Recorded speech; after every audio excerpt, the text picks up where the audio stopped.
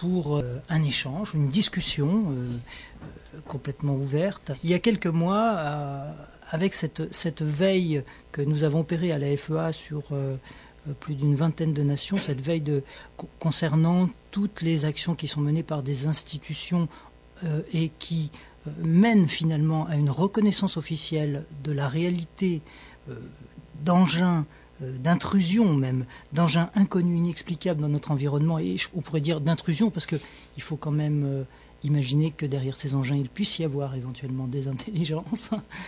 Devant donc cette augmentation des faits, des dossiers qui sont ouverts au grand public, des personnes qui parlent lorsqu'elles sont à la retraite, etc., nous nous sommes demandé à la FEA, est-ce que finalement, la divulgation n'a pas commencé, sans que nous nous en apercevions, parce que finalement, il faut regarder à une échelle beaucoup plus grande que l'échelle nationale, il faut regarder sur un plan, je dirais, global, sur un plan terrestre, et pour s'apercevoir que tel pays,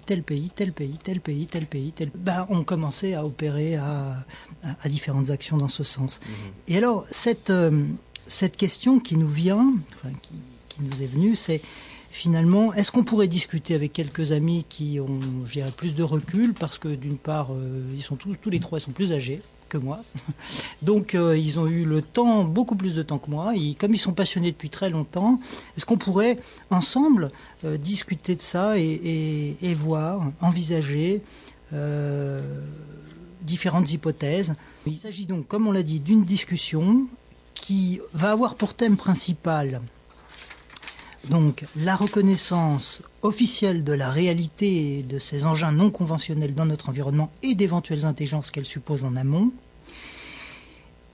Mais dans cette discussion, on ne peut pas passer outre, je pense, enfin c'est une supposition de ma part, on ne peut pas passer outre les conditions actuelles, les crises actuelles que nous traversons. Est-ce que je veux dire, il est possible d'aborder différents angles par lesquels nous pourrions à la fois comprendre pourquoi notre société au plan planétaire n'a pas encore fait jusqu'à présent cette reconnaissance. Est-ce que nous sommes dans un moment de divulgation? Et puis, après tout, qu'est-ce qu'il y a après le tournant que nous ferons si nous sommes effectivement dans un moment de divulgation? Parce que là, voilà, en trois parties. D'accord. Est-ce que nous irons aussi loin que d'imaginer un plan à toutes ces observations non conventionnelles?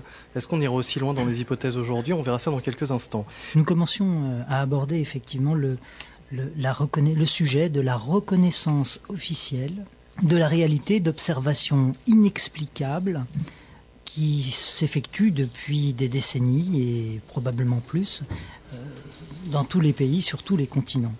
Et la première question que nous pouvons nous poser, c'est pourquoi cette reconnaissance n'a pas encore eu lieu jusqu'à présent dans notre société? Alors, est-ce que, à votre avis, il y a des informations qui nous permettent de comprendre pourquoi cette officialisation par les autorités, par les institutions, n'a pas encore eu lieu? Jean-Gabriel. Eh bien, je pense qu'il est tout à fait évident que ce problème général d'intrusion non contrôlée, tu as bien fait de le préciser, d'engins détectés au radar, d'engins qui laissent des traces, donc non pas de vagues phénomènes, ces intrusions intéressent forcément la défense nationale. Et dans la mesure où il est maintenant prouvé, nous avons des documents qui le prouvent, que la défense nationale, en particulier singulièrement aux États-Unis, était totalement impuissante à arrêter ces intrusions, incapable d'abattre certains de ces engins, alors que, autant qu'on puisse savoir, un bon nombre de pilotes américains ont payé de leur vie la tentative de les abattre. Il est évident, dans le climat de guerre froide qui régnait, disons, pour simplifier, au tout début des années 50, à la fin des années 40 et au tout début des années 50, il était hors de question de prévenir ou de faire connaître cette impuissance de la défense aérienne américaine à qui que ce soit. Je vous arrête immédiatement, Jean-Gabriel Grellet. Je pense aux auditeurs qui ou ne connaissent pas le sujet, ou sinon n'auraient jamais entendu parler d'OVNI, ou d'objets volants non identifiés, ou de phénomènes, etc., etc. Vous nous dites avec certitude, on sait que certains pilotes ont payé de leur vie la poursuite de ces objets. Soit, moi je trouve ça où si je trouve ces informations où? Alors ces informations, on peut les trouver maintenant dans un certain nombre de documents déclassifiés, et en particulier en ce qui concerne la perte de pilote, je n'ai pas moi personnellement ces documents, mais j'ai trouvé cette information dans plusieurs endroits, y compris dans les livres de Timothy Good, où il y a des références précises à des documents américains, bien entendu.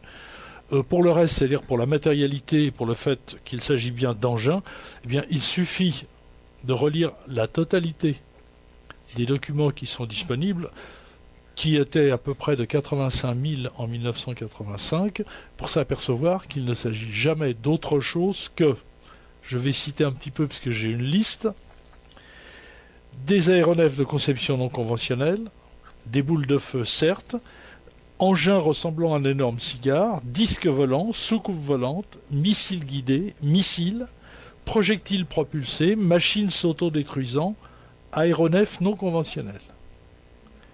L'expression OVNI n'apparaissant qu'en 1953, c'est-à-dire très tardivement, et dans une réglementation de collecte d'informations au sein de l'US Air Force, et de toute évidence, les deux adjectifs, enfin l'adjectif de objet volant non identifié était destiné à rendre très très difficile l'étude des objets en question.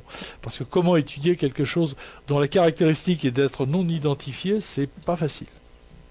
Je crois qu'on peut ajouter aussi, d'ailleurs, à l'occasion, il me semble que la commission l'avait présenté, le cas d'un pilote français qui,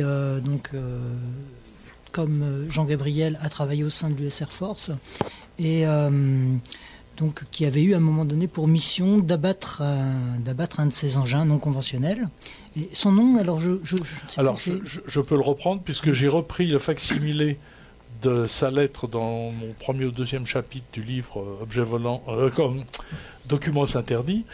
Et il s'agit de Jean Kissling, qui j'espère écoutera cette émission, et Jean Kissling qui fort gentiment nous a insisté pour nous écrire une lettre, nous donner des détails, et effectivement il a décollé pour intercepter. C'était un dimanche, il y avait beaucoup de monde sur la base.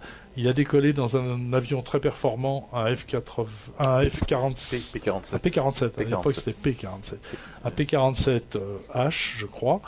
Et il est monté très haut, à la poursuite de ballons, entre guillemets, et au moment où il s'en approchait, ces ballons ont changé de forme et se sont mis à accélérer de façon phénoménale et ont disparu à l'horizon. Quant à lui, toute l'interception et naturellement l'observation des ballons qui se sont transformés ont été vus par plusieurs centaines de personnes qui étaient sur la base. D'accord. Alors rappelons justement que lorsqu'il est redescendu, Jean Kissling a pris connaissance du fait que plusieurs pilotes étaient... et donc lui-même témoigne du fait qu'il y a eu des pilotes qui se sont fait abattre. Oui, et il en témoigne, ce qui est finalement vaut largement tous les documents imprimés du monde. Jean Kissling, quand son colonel lui a dit vous avez tiré sur eux? Alors il dit oui, quand même, au dernier moment, j'ai vidé mes mitrailleuses. Je vous rappelle, pour ceux qui l'ignorent, qu'il y a quand même 6 mitrailleuses 12-7 sur un P-47. Peut-être certains étaient des canons de 20, je ne sais pas exactement comment ils étaient équipés, mais en tout cas, il a vidé tout ce qu'il avait. Et son commandant lui a dit, vous avez beaucoup de chance, parce que jusqu'à maintenant, ceux qui leur ont tiré dessus se sont fait descendre. Voilà, bon, ça c'était clair, net et sans bavure. Voilà. J'ai l'impression que justement cette mission, enfin cet ordre d'aller abattre ces engins non conventionnels est la réaction la plus courante de nos militaires. Mais elle est normale, elle fait partie précisément non seulement de l'attribution, mais de l'obligation du service qu'on appelle la défense aérienne d'une façon générale. La défense aérienne doit assurer